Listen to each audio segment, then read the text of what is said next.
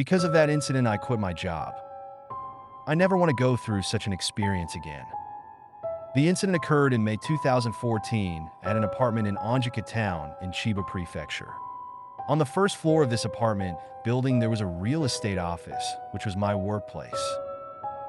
I arrived at work as usual around 7 a.m., but my boss was standing outside the office.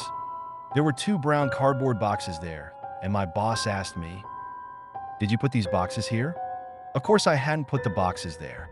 So I said no to my boss. It wasn't clear who had left them, but in the end, the 2 of us decided to open the boxes. When we opened one of them, we found a semi-transparent storage case inside, and wrapped in a towel was a ball-shaped object. When I unwrapped the towel, a skull appeared, so I hurriedly called the police. When the police arrived and opened the other cardboard box, they found bones, including arms and legs. It turned out that the bones from both boxes combined made up a complete human skeleton. The boxes also contained a silver wristwatch, which seemed to belong to a man, and some old newspapers. It was a truly eerie incident, but the police began an investigation to identify the body. The investigation revealed that the body was that of a man over 50 years old, with a height of about 150 centimeters. Although the man had been dead for several months to several years, the bones were in a remarkably clean condition with no noticeable injuries. This suggested that the man had been left somewhere after death and then abandoned when his body had turned into bones. However, it was unclear why the boxes had been placed specifically at the entrance of the real estate office. The investigation also uncovered that the 2 cardboard boxes had originally been placed in a different location within the apartment grounds. A man living nearby found the boxes early in the morning, mistook them for real estate office supplies, and thoughtfully carried them to the entrance. This occurred at 6:45 a.m. on the day of the discovery. Combining other witness statements, it was estimated that the boxes had been abandoned between 1:30 a.m. and 5:30 a.m. that day. However, beyond this point, the investigation stalled due to a lack of solid leads. The police released a reconstructed facial image from the skull a year after the incident. But even after more than a year, the identity of the body remained unknown, and no further updates were made. Eventually, I quit my job in real estate, feeling uneasy about the unresolved case. I found another job and became so busy with my daily life that I completely forgot about the incident. Recently, when I suddenly remembered the case and checked official gazette, I found that it was not listed, indicating that the police had identified the person. However, no matter how much I searched, I couldn't find any updates on the case. So the truth behind the incident remains a mystery.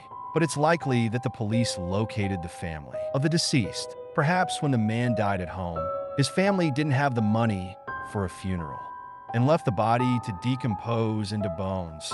They may have then placed the bones and the man's belongings in cardboard boxes, only to accidentally discard them during a move, or perhaps someone unknowingly threw away the boxes containing the bones that another family member had been keeping. It's all just speculation now, but in any case, I certainly don't want to end my life like that.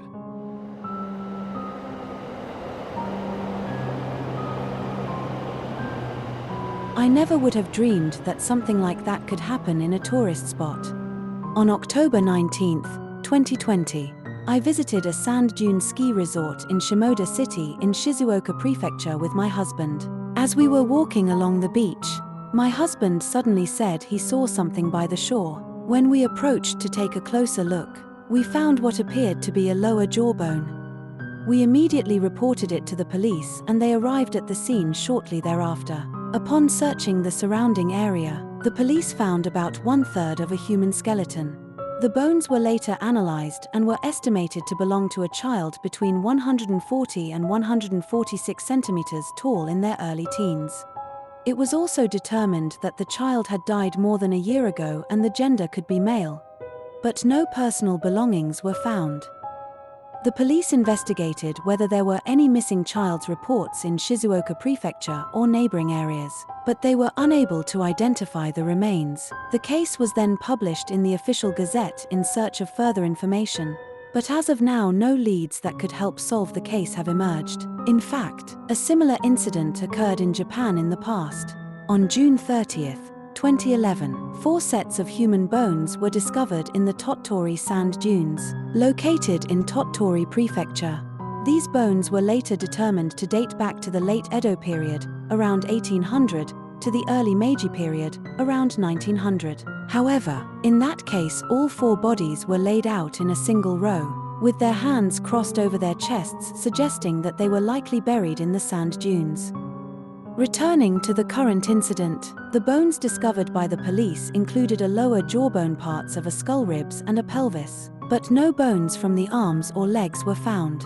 If the purpose had been burial, all the bones should have been buried together in the same place. Who could have left only a portion of the bones in this tourist spot, and for what purpose? If the intention was to hide them, one would think a less frequented place would have been chosen. Therefore, the fact that the bones were deliberately left in a tourist spot suggests something much more unsettling. I hate to imagine it, but perhaps someone wanted to make sure they were seen by many people. In any case, I can't help but feel sorry for that child who continues to rest in a place where they seem to have no connection.